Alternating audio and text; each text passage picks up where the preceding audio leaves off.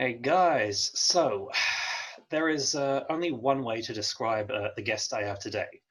Sometimes you go through life and someone is just a name that you hear in the back of your head and you don't really pay too much attention to them or you don't know too much about them.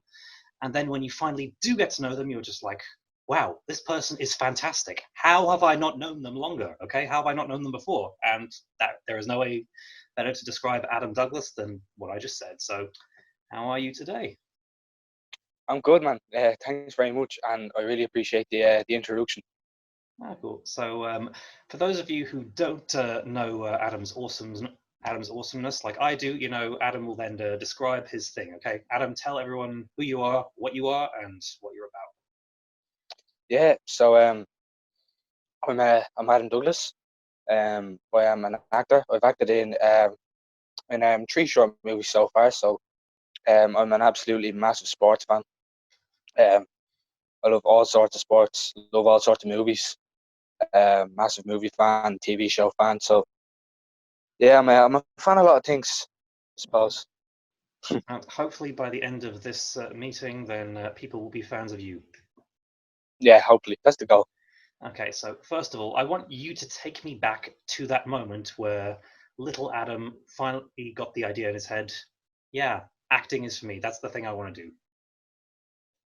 So yeah, I think I was in third year in school, and you know, I got a big influence from my dad, Mhm. who like always loved watching movies and stuff like that. So one day I was just sitting in the sitting room with him when he just decided to put on a film.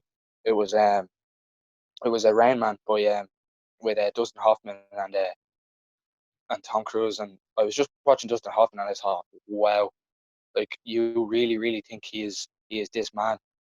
For the people that don't know, he plays an autistic man in it, and if you watch the movie, you actually think he's autistic. And at that moment, I just thought, I want to be him. I want to be an actor. I want to be Dustin Hoffman. You know. And so, did you do any kind of like school plays or stuff when you were a kid beforehand, or was it just it wasn't until that moment that you entertained the idea of acting at all? It's funny because I've had this question a few times, and Having it? when I tell people that I haven't actually, they're kind of shocked. No, I actually haven't done any sort of school plays or anything like that. Or I suppose it was just it was pretty much just that moment where I just wanted to be an actor. Mhm. And and yeah, going off your love of films anyway, I knew that you and me would get on very well as soon as okay, so we're on set for Mr. Peterson and the day's wrapping up anyway. And I can't remember either you or me made some kind of reference that only someone who really loves that era of film would get. And I think it probably was you. And I think, my ears maybe just like peaked up. I was like, is he a fan? And so, yeah, for the rest of the day, we were just geeking out. I was like, yep, we'll get on very well. And then I went home and I told Greg this, and he says, oh, yeah, Adam has great taste in films. Hmm. Yeah, I do. I have the best taste in movies. Anybody else tells you different, they're lying. Hmm. Hmm. Yeah. And it's funny because yeah, it's like we're both kind of drawn to the older era of Hollywood, and although I think Mm. you kind of seem to lean more towards like the gritty, hard-hitting stuff of the '60s and '70s, whereas I kind of tend to drift more towards like the melodramas of the '40s and '50s. Mm. And I'm just kind of thinking, okay, so I know for me there is from that era there's like those one or two performances that are just they just kind of sum up the era for me. So maybe like going a bit earlier than Rain Man, or kind of a bit further back. What is the performance that does it for you? Oh, um, there's definitely a few. Sorry, a few. I think for starters, I always loved Al Pacino. Or sorry, not Al Pacino, Marlon Brando in On the Waterfront. Oh God, yeah. Because obviously everybody knows Marlon Brando is a major method actor, and he gets into his roles. And I think that was just the defining kind of movie and performance of the 50s, especially when you see him in the back of the car and he gives that famous line. He's like, "I could have been somebody. I could have been a contender." Hmm.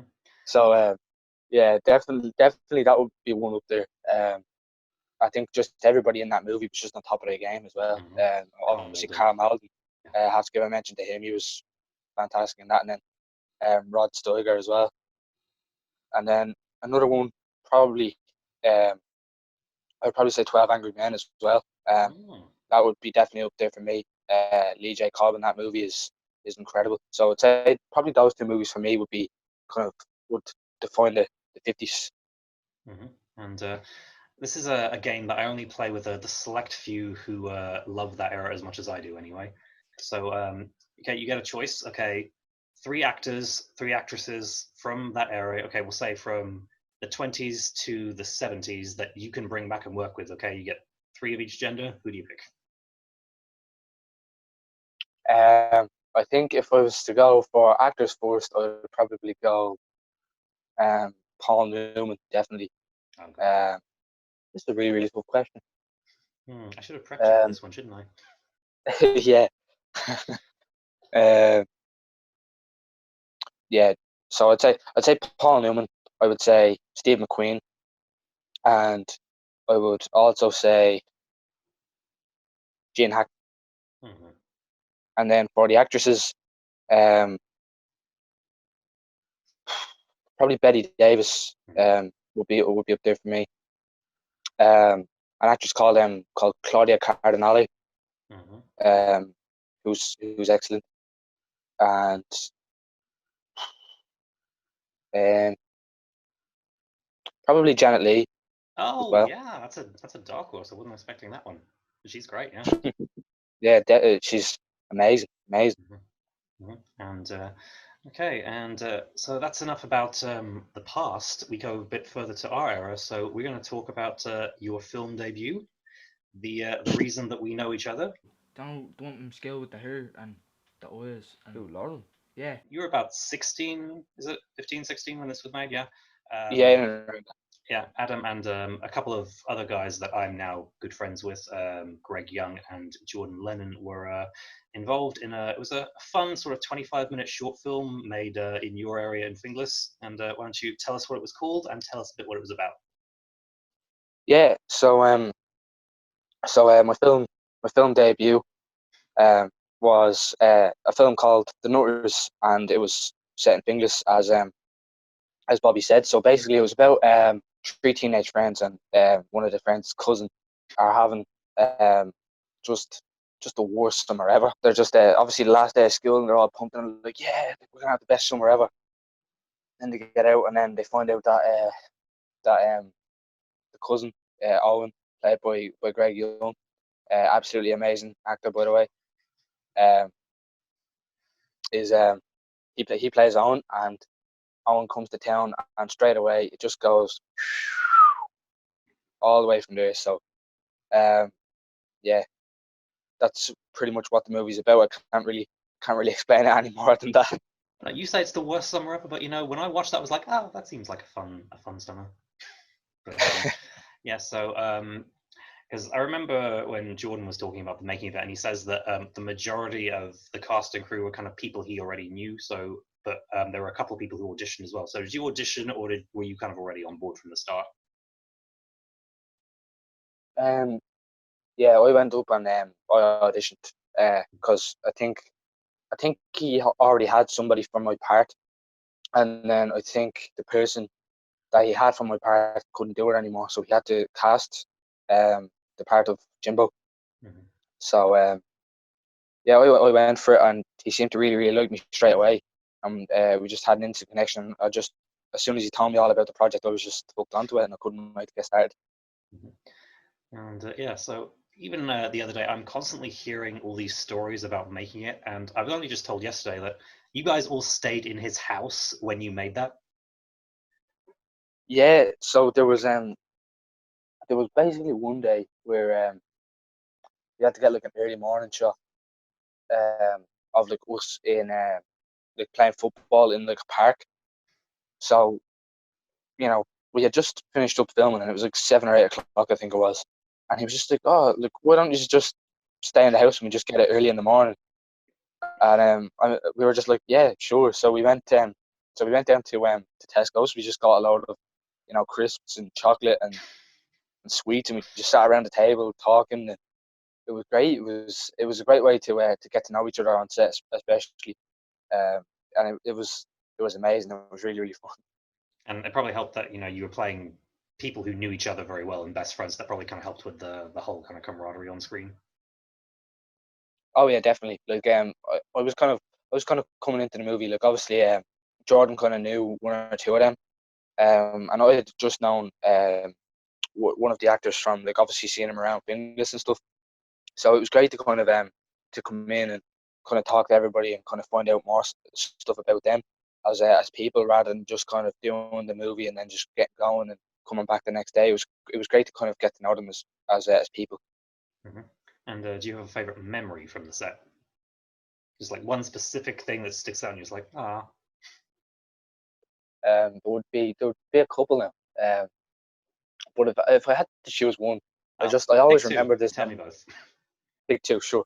Okay, so one of them would be, I don't know why this is such a vivid memory, but I just found it so funny. So basically, there is a scene when the bully Ryan and one of his friends try and hop the back wall into the party, and obviously, like in the movie, like they get it in one take, but one of his friends beside him, it took him like 3 or 4 takes to like hop the wall. So every time he was just running up the wall and just catching onto the wall, and you just see him slowly drifting down the wall, and he couldn't do it, and it took him like 5 or 6 takes to just do it, and I just found it so funny because I was standing there with the boom pole like this, my hands absolutely like killing me from holding it up, just waiting for them to just do the scene properly. Oh, it was hilarious. And then I'd say if I had to choose another memory from the Northers, it would actually probably be the night that we all stayed, and then like afterwards, then all just trying to pick where we were going to sleep, and yeah, it was absolutely hectic for about that hour, and then we got about 1 hour of sleep. Then we woke back up, and then we just went out and we got right at the crack of dawn, and we got up, had 2 pieces of toast, and out. That's how good you guys are. Because if they hadn't told me it was shot at in the morning, I wouldn't have noticed. And but anyway, that film actually had quite a surprising reaction online, didn't it? How many views did it ended up getting? It got just under 300,000, which I just was not expecting in a million years. I literally thought it was just going to go up on YouTube and about 5 people were going to see it, and I was like, oh, grand, I'm famous to 5 people. But no, that wasn't the case at all. It turned out to be a major success, um, and it kind of just kick-started my film career, because from there onwards I was like, I want to keep on doing this. Oh, for fuck's sake. And correct me if I'm wrong, but you actually got recognized in public because of that, didn't you? Yeah, I did. So yeah, I was just sitting on the bus with one of my friends, you know, just minding our own business and messing and stuff, and this girl, she comes up to me and she's like, "Oh, I seen you in that movie, The Nutters," and I was like, "Oh yeah, I seen that," and um, she was like, "Yeah, yeah, it was absolutely brilliant, and I love this bit, and I love that bit," and just hearing someone like talk to me about like a film that I was in that I never expected to do well, and just her talking to me about the movie, it just felt so good. It was like I actually had a fan, and like yeah, like a fan base and stuff. Mhm. And yeah, and then she asked me for a picture, and it actually felt for once. It actually felt for once like I was like an actual mainstream actor, but that's just not the case at all. Well, it was no, it was a weird but amazing experience at the same time. Mhm. And what's the quote that everyone loves throwing at you? Oh, yeah, so, in in the notice, there's a line that I say in it. Do I have to do now? Organise a sesh.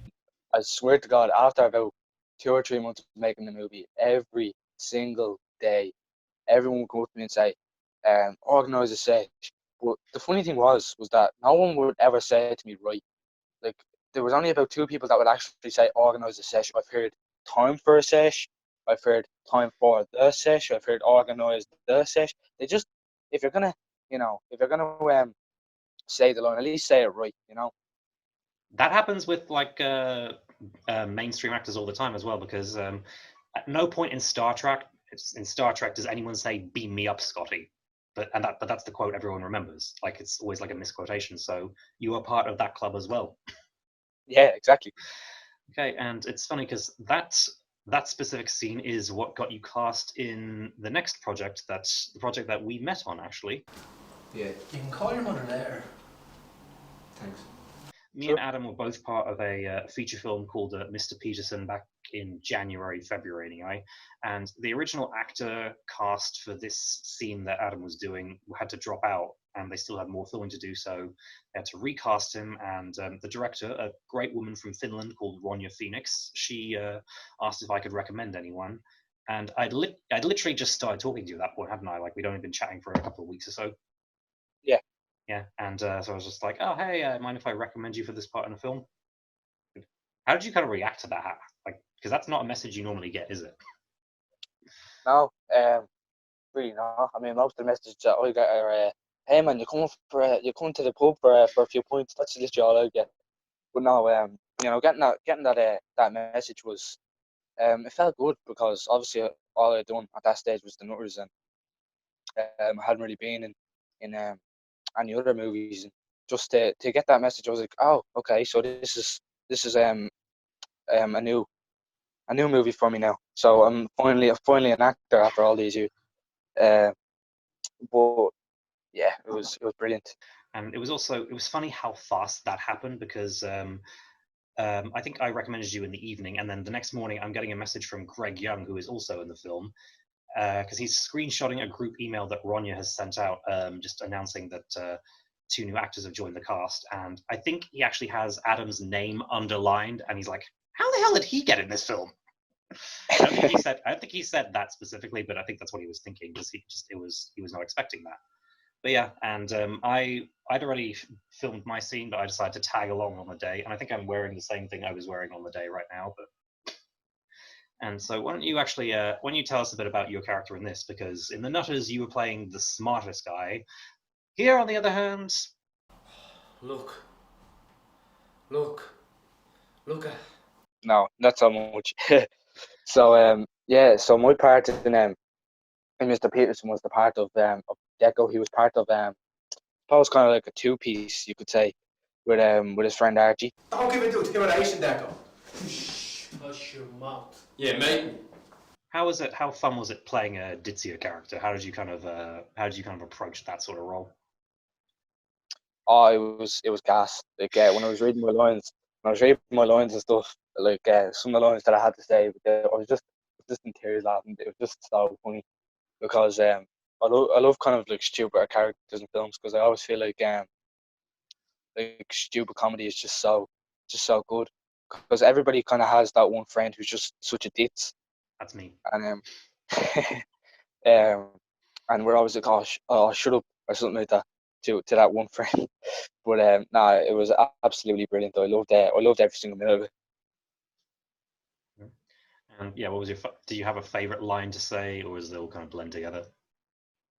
Favorite line to say, yeah, I think my favorite line was definitely when Thomas Fitzpatrick, who's the guy that plays Archie, really, really, really, really good actor.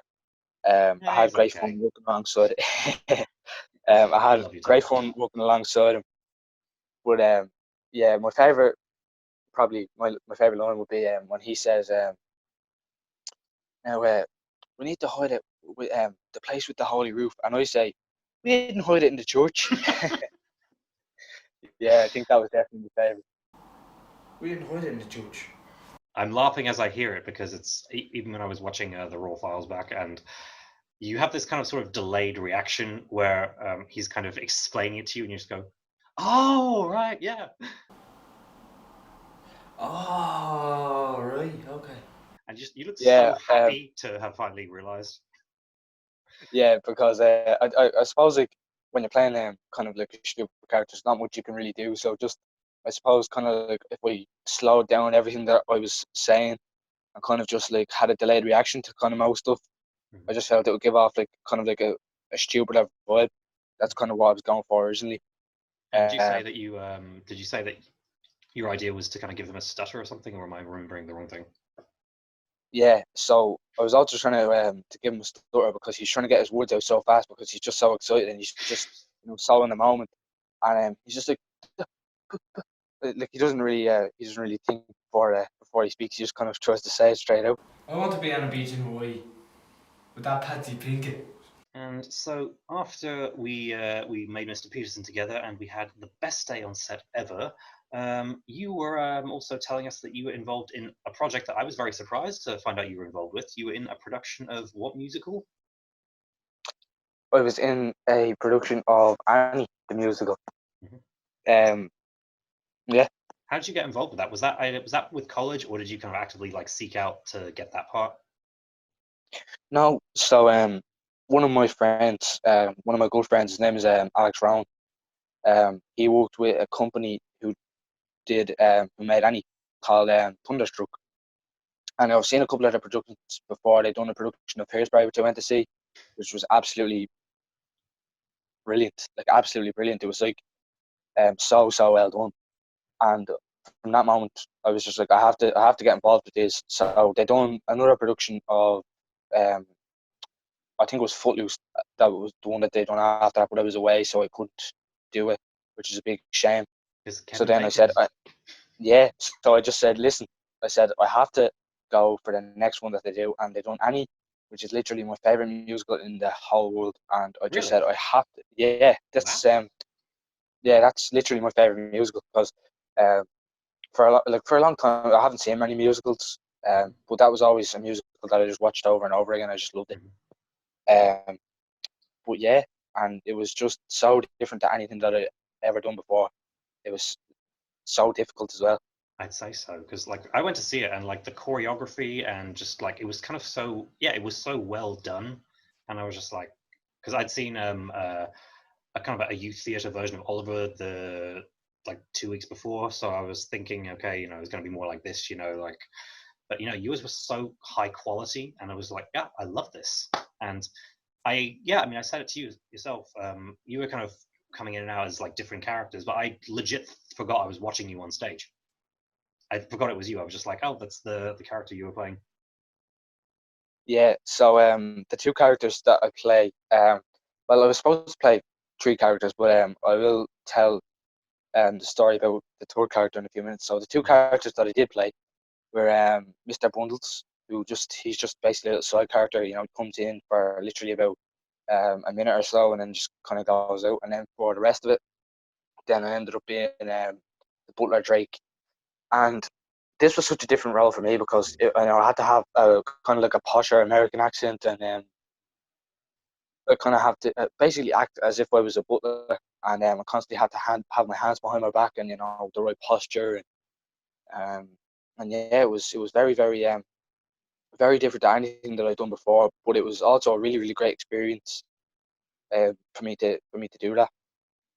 And there was actually a third character I was supposed to play. It was the character of Rooster, but at the time of me going to the rehearsals, basically I didn't take it as seriously at first. I just kind of thought, oh, this is going to be kind of the exact same kind of thing that I always do. Just learn my lines, learn this, learn that, and it'll be very easy. That was not at all the case because I had learned most of my Rooster lines, and then I had to learn this dance, which I thought was going to be a walk in the park, and it was far from it. It was actually a really, really hard dance. And then I had to sing a solo, which was also difficult because if you ever hear me sing, it's like literally scraping a cat's nails down a Oh, blackboard. It's I'm sure absolutely you were horrible. fine. And yeah, so they basically just said about a week. I think it was a week before we went on stage that basically they were just going to take the part off me and give it to Alex, who was going to be the other Rooster. So originally we were going to play, me and Alex were going to play the three parts in two different shows. But instead, we just played um, like at the same part for 4 different shows, and yeah, I just thought that was fair. I suppose it was kind of my punishment for kind of not doing as well as I should have. I mean, from what I could tell when I saw it anyway, you put a lot of work into it. And honestly, when I was watching you, I was like, I felt really proud, like, because as proud as I can be of someone I barely know. But I was like, oh, I can tell, you can always tell when someone puts effort into something because it always shows in the work that they do, and especially the Yeah, accent as well. Because your real accent didn't slip through once. Because I was on the lookout for, I was like, okay, he says he's working on a New York accent, so let's yeah, have a look. But it sounded perfect to me anyway. yeah. I think every role that I go into, I suppose I really want to do it well, Mhm. because I feel like if it's really well done, then people will kind of respect it a lot more and say, "Oh, that was really, really good." And, Mhm. "Oh, I really liked your man there. He didn't slip up once." So I really do try. And the problem was as well with the Rooster thing was that I kind of learned Drake and Mr. Bundle's lines so well, and I knew them inside and out, that when it came to doing Rooster, I kind of forgotten about those two. I'd have kind of forgotten about Rooster because I was focusing so much on these two that I Mhm. just been like, oh no, like I'm playing Rooster as well. Um, but yeah, I worked on my accent big time. Because before I was even in it, I was like my accent would kind of slip through every now and then. But once I worked on it, I realized that I was kind of getting better with time. And by the time this goes up, we should also have a clip of a scene that we're doing together where we'll both have our American accents. Oh yeah, I can't wait for that. That should be good. Cool. And okay, so as I say, we're all about the good times anyway. But I remember we had a conversation, I think a couple of weeks ago anyway, and we stayed up until I think 3 in the morning having a deep, meaningful chat anyway. And you said that there's a lot of this is a conversation that more people need to talk about, and well, an issue that more people need to talk about, and more people need to be open about, and you'd like to say more about it. So for right now, you have the floor. So say whatever you want to say on that topic. Yeah. So obviously a topic that I've been kind of um that I've been very passionate about and very vocal about too, not just my family but to my friends. So for example, obviously like it's basically just mental health kind of problems, and especially at this time with the coronavirus pandemic and all of that stuff. Mm-hmm. It's very hard to, I suppose, keep your emotions in, and it's a really, really hard time for everybody. So yeah, pretty much I just wanted to suppose be the counselor for any of my friends who are I suppose kind of feeling down, because obviously everybody has their demons. Like I mean, including me, I've had my demons where kind of been like in and out of a whole host of different things, like uh, with like friendship and stuff. Kind of struggled for a long time with that. Mm-hmm. Same, Um, yeah. and yeah, it was just we always have difficult times in our lives, but um, definitely the main thing for me is to just try and help out people the best that I can. Because at the end of the day, I would love if somebody came up to me and asked me, was I okay? And Mm-hmm. could they help me? So I just want to be that person for anybody, really. Mm-hmm. Yeah, I think there was not too long after this TV presenter Caroline Flack committed suicide after a really long public struggle with mental health, and there was a quote that went around on the internet that really struck with me, and it said, "In this world, if you can be anything, be kind." And that's so true, because I Mm-hmm. think, especially with me, like I was trying to find for a very long time myself as a person, because for so long I was trying to change myself um to try and kind of fit in with others. And I realized eventually that at the end of the day, I am me, and um I shouldn't be trying to change myself just because I'm trying to fit in with someone else. If they want to, if if they want to be nice to me, they can, or if they don't want to, they don't have to be, and that's fine. Mm-hmm. Um, and it really does go a long way to be kind, because you really don't know what people are going through. Mm-hmm. You could be um the nicest person ever, and someone could say one thing to you, and it could be the most horrible thing in the entire world. You really don't know. And yeah, that quote just kind of sums it up. Mhm. You know, uh, obviously Caroline Flack, great TV presenter, and always looked so happy and so full of life every Mhm. time she presented. But obviously, that wasn't the case. She wasn't happy, and Mhm. she obviously wanted to escape. And suicide is the most horrible way to escape. Mhm. Um, I suppose your demons, but your demons are always like so hard to face. So I can only imagine what what she must have been going through to push herself to that limit. Mhm. Yeah, because even I think yeah, because this morning anyway, I kind of woke up not feeling that great anyway, because I always feel really shit on Sunday anyway. It's just the way it goes. And I just found myself listening to a song from Frozen 2 called "The Next Right Thing," and in the context of the film, it's mainly about dealing with grief anyway. And because the songwriter based it off just dealing with losing his son in a car accident, but Kristen Bell, who voices Princess Anna, who sings the song, she incorporated a lot of her own struggles with anxiety and clinical depression. And actually, do the next right thing is what she tells herself. And if you listen, there are so many kind of very meaningful lyrics in there. She says, it's like how to rise up from the floor when it's not you I'm rising for.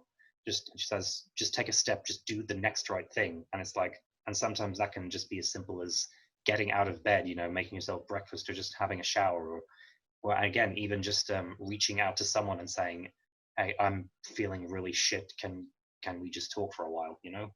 I'm sure you probably agree Yeah, with me there. 100% I agree because um, and I always respect people like Kristen Bell who obviously had a hard time in their childhood who can incorporate that into what they're doing and make a positive out of it. Hmm. And that's what I try and do. Like with my roles, I always try and give it my all, put in everything that I've been feeling um, into my performances, and to just basically just go all out and give it everything. Um, but yeah, like you literally you hit the nail on the head with everything that you said there. Yeah, And I mean, you talk about how you tried to change yourself to fit in with people, but when I met you in person and even like talking to you a bit online for a bit, I was like, this guy's pretty awesome. And then when I met you in person, I was like, this guy is fantastic. So you are the way you are, and I fucking love you, Adam. I would not have you any other way. So keep being yourself. I definitely will. Yeah, that was just kind of a realization in me. Like eventually, I just kind of thought like, what is the point in me trying to fit in with these guys when even when I'm trying to fit in more with them, they don't really want me. So it's just better to be yourself. At least Mhm. then you've got real friends who actually want to be there for you. They want to be our friend.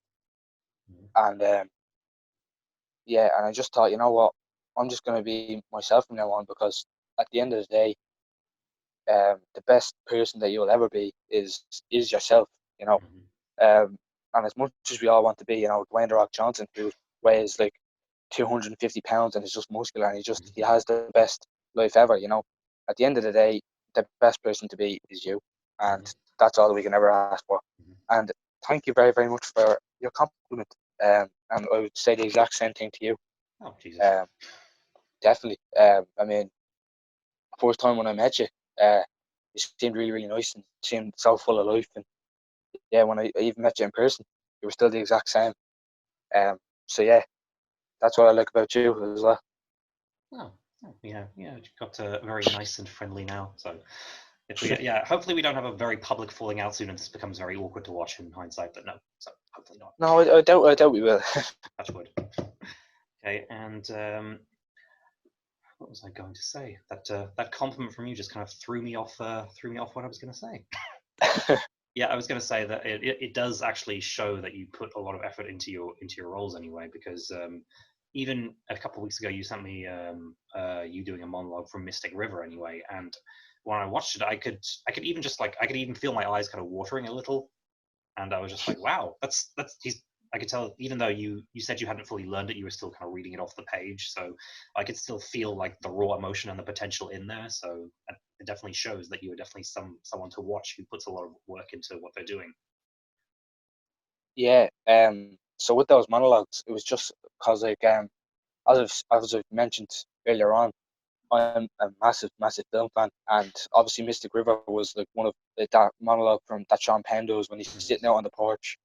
Um, it was just it was always something that I really wanted to do. So I just said, you know what, one day I just decided to look it up online, write it out in a copy, look over it a few times, and then when I act, I kind of just take things step by step. So first of all, I kind of try and get my um, first of all, my accent has to be perfect because Sean Penn kind of has a really thick New York accent. And when I got out of the joint, after Marita died, I remember I was more afraid of my little daughter than I ever was of being in prison. Um, yeah, not the greatest of New York accents there, but you know what? I tried my very hardest. And you know, it's all just a big work in progress, I suppose. Just at the moment, I'm just trying to better myself as an actor. And Yeah, so even doing that's still practicing, it's still practicing your craft, it's still learning. You're constantly learning every day. yeah, and you know, the more I learn, the more I'm gonna grow as an actor, and the more I'm gonna, you know, kind of find more flaws in what I do.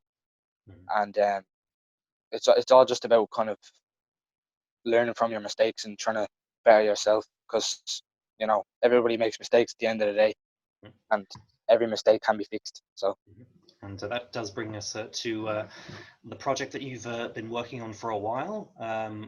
That's I think that's probably how me and Greg know each other as well. So why don't you talk about Unknown Enemies for a bit? okay, so yeah, Just not just the story, just tell us about the whole development of it as well, because I think it's you suffered a lot of setbacks in trying to get it made as well. And I think for anyone who wants to start making their own stuff, and they think that they look at someone who's successful and they go, oh, they have it easy, they can just do it like that. But like, there's always setbacks and there's always hardships. So I think it's important to talk about them as much as the successes. yeah. So I suppose like I always wanted to kind of write my own things. Um, like ever since I wanted to be an actor, and I was just like I would always want to write something about a topic that I feel very strongly about, and something that I don't feel gets portrayed in the right way in, you know, other movies, TV shows that I've seen. So yeah, it was funny how the idea came to me actually.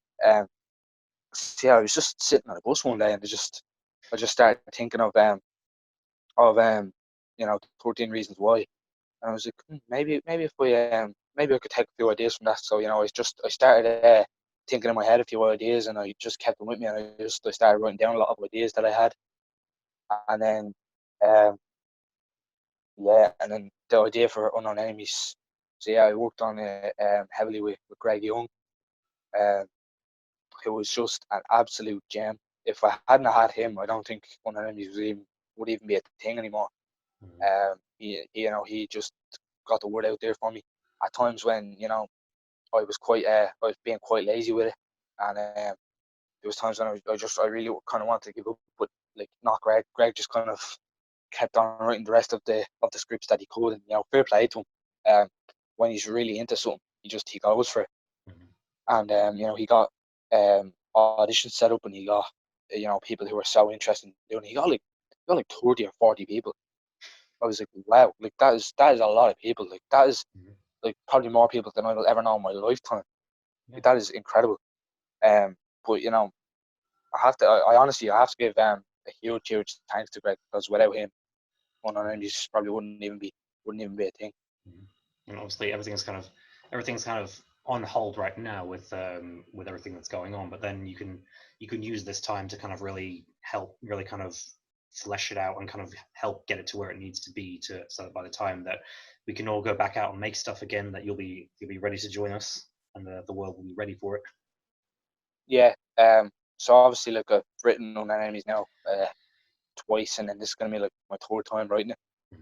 So yeah, then eventually I got one of my good friends, Ewan Murray, on board with it. Then we were in Toronto together, and funny story this actually. Um, and then we kind of just went our separate ways. So he went to a different school, I went to a different school, and then yeah, and then it came to being in sixth year, and I went to one of my friends' 18th birthdays, and I walk into the house, and there's Ewan Murray. I haven't seen him in years. Obviously, I've seen him around and stuff like that. He lives in Finglas, but I hadn't seen him in absolutely in years. I remember just going up to him and just talking to him, and turned out that we were going to end up in the exact same college course together. So that was mad. And then we just It was got a really sign. really close. Yeah, it was a sign of better things to come, definitely. Hmm. And then I asked him would he help out with Unknown Enemies, and he was all for it. And yeah, now now we're currently trying to rewrite Unknown Enemies again to get it absolutely perfect, get it pitch perfect the way that we would like it to be. Um, and it's going to be absolutely brilliant.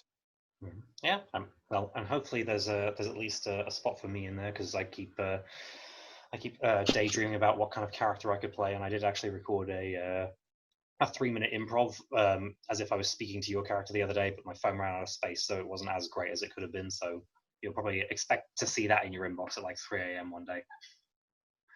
And yeah, but one of the last questions that I will ask is this is just for fun, whenever I get an actor on here anyway. It's kind of similar to the golden age question, but 3 actors and 3 actresses working today that would be top of your list to work with. um, well, I think an actor that I would just love to work with and just kind of learn from would definitely be Tom Hardy. He would definitely be up there 100%. Again, he puts his all into roles. He's just so committed into every single role that he does, and that's kind of what I want to be. And I've learned a lot from him as an actor. Another one for me he would probably be Cillian Murphy again. Obviously, the two of them work together on Peaky Blinders. But Cillian Murphy's just another who I've learned a lot from as as an actor myself, obviously. And then I would say the third one, um, would probably be um, Denzel Washington, 100%. Um, Denzel Washington he's just amazing. He's just incredible at everything that he does. He also puts his everything into roles that he does. And I love actors that do that. So then moving on to the actresses, one is absolute no brainer, Kathy Bates. What an absolute amazing actress she is. Obviously, Misery, in my opinion, the greatest female performance of all time. Um, just absolutely incredible. Then we move on to Ashley Judd, who maybe not a lot of people might know, but everything that I've seen her in, she's been pretty good in. And probably the last one would probably be Sandra Bullock. Sandra Bullock just does a bit of everything, and I like actresses and actors that can do that. So yeah, I've learned a lot from all of those. And before we wrap up here, why don't you just tell us what your hopes for the future are and your hopes for your acting career? Just what is it you're hoping to do once we're all free? Yeah, so I'm basically just hoping to get the best out of my acting career. Because obviously I love acting and I love movies and I love watching movies and musicals and stuff. And I want to have a good acting career, and I want to enjoy what I do rather than I always say enjoying what you do is a lot better than just getting famous from it. Obviously the fame is obviously where you want to reach, and it's where I want to reach and hope to reach. But if I don't, I will enjoy absolutely any role that I take as an actor, and obviously meet a lot of new people along the way that obviously have the same kind of interest as I do. So that'd probably be my main kind of hope from the future. Okay, well, thank you so much for coming on here, Adam. As this was really fun for me, so hopefully it was fun for you. Oh, it was great fun. Obviously my kind of first ever interview as an actor, so absolutely amazing. Thanks very, very much for having me, Bobby. I really, really appreciate it. Oh, cool. And thank you for opening up as well. I fucking love you. Stay safe. I love you too, man. Stay safe. Okay. See you, everyone.